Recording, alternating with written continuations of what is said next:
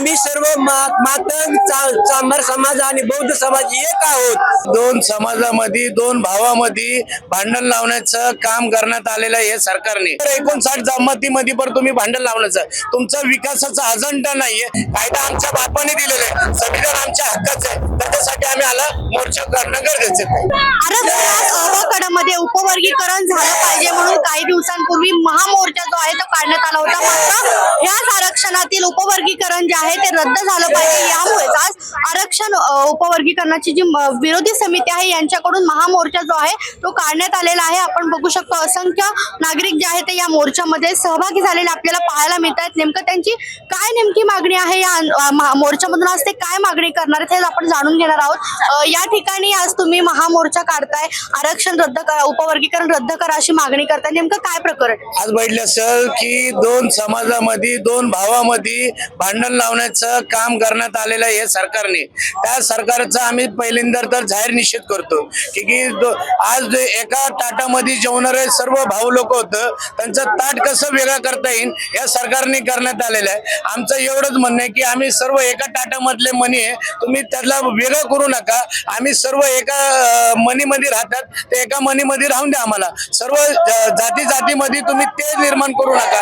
आज बघितलं सर्व महिला सर्व बहुसंख्येने लोक जमा झालेले की त्याचा निषेध करण्यासाठी आणि सर्व जातीमध्ये तुम्ही तेज निर्माण करू नका आणि जो वगैरे जो करण्यात येत आहे ते करू नका, याच्यासाठी आम्ही सर्व एक आंबेडकर समाज हे जोडलेला आहे। मात्र काही दिवसांपूर्वी हे उपवर्गीकरण जे आहे आरक्षणाचं ते व्हायला पाहिजे म्हणून सुद्धा एक मोर्चा निघला होता आणि आज तुम्ही ते रद्द करा म्हणून करताय। काय वाटतंय नेमकं कशासाठी, म्हणजे रद्द का केलं पाहिजे असं वाटतं? आज बघितलं असेल ताई, तुम्हाला सांगू शकतो की आज जो उपवर्गीकरणचं जो सरकारने हे केलेलं आहे की मी तुम्हाला आता सांगितलं, एका ताटामध्ये सर्व भाऊ जेवत होते, त्या ताटामध्ये वेगळं करण्याचं हे सरकारने केलेलं आहे। या सरकारचा आम्हाला निषेध करतो की डॉक्टर बाबासाहेब आंबेडकरांनी 59 जाती जमातीला सर्व एकत्र येऊन सर्वांना आरक्षण दिलेलं आहे। त्या आरक्षण संपवण्याचं काम हे भाजप सरकार करत आहे। आम्ही त्याचा जाहीर निषेध करतो। याच्यासाठी आम्ही सर्वजण उपस्थित आलेले की दोन समाजामध्ये तुम्ही ते निर्माण करू नका।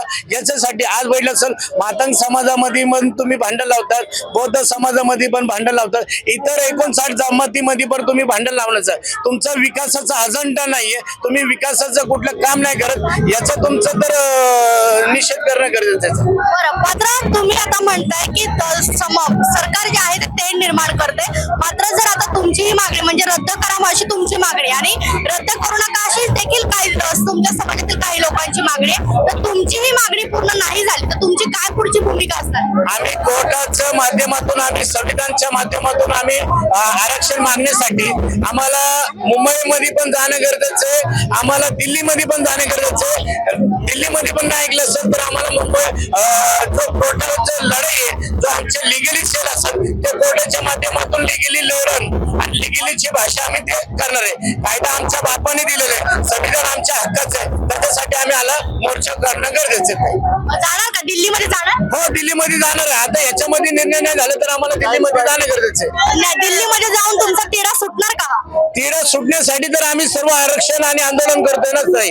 आम्ही जनसंख्या जनता का रस्त्यावर उतरलेले सर्वजण ह्या सर्व 59 जाती जमाती लोक या जनतेमध्ये एक समाजाचं लोक नाहीये ना। निळा झेंडा म्हटलं तर एक समाजाचा नाहीये, हे सर्व समाजाचे लोक उपस्थित आहेत। नक्कीच आपण बघतोय की तुम्ही देखील या महामोर्चामध्ये सहभागी झालेला आहात। काय नेमकी मागणी करता आज या महामोर्चामध्ये?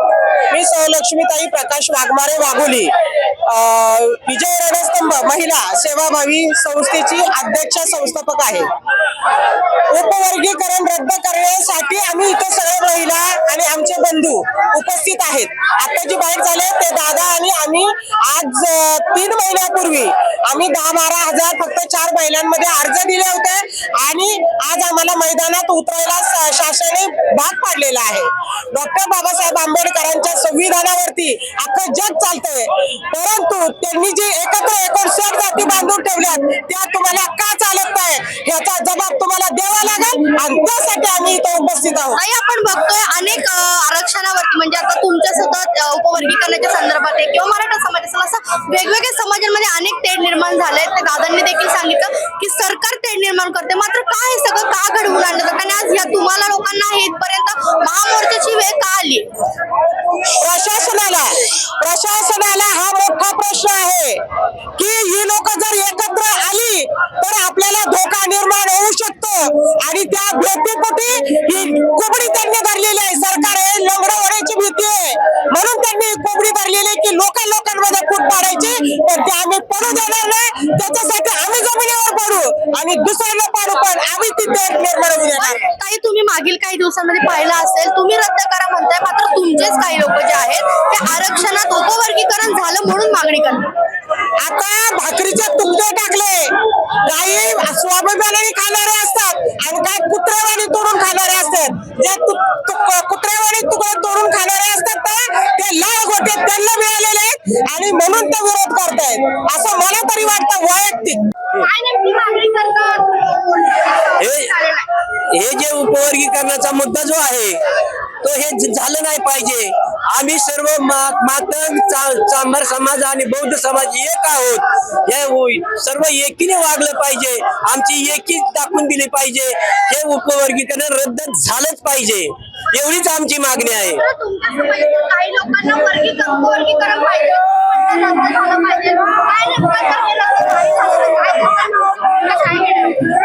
हे उपवर्गीकरणाचं नुसतं नाटक चाललंय. हे उपवर्गीकरण जे आहे हे आम्हाला पाहिजे नाहीये. कुणीतरी मनोवाद्याने हे कोणीच पेटून दिलंय, हे विजलं पाहिजे. यासाठी हा महामोर्चा आहे. अहो, हे उपवर्गीकरणाची गरज कुणालाच नाही, परंतु हे कुणीतरी राजकारण्याने पेटून दिलेलं हे एक आग आहे.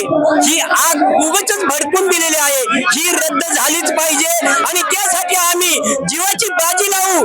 भले आमचे जीव गेले तरी चालेल, पण आम्ही उपवर्गीकरण होऊ देणार नाही, नाही आणि नाही.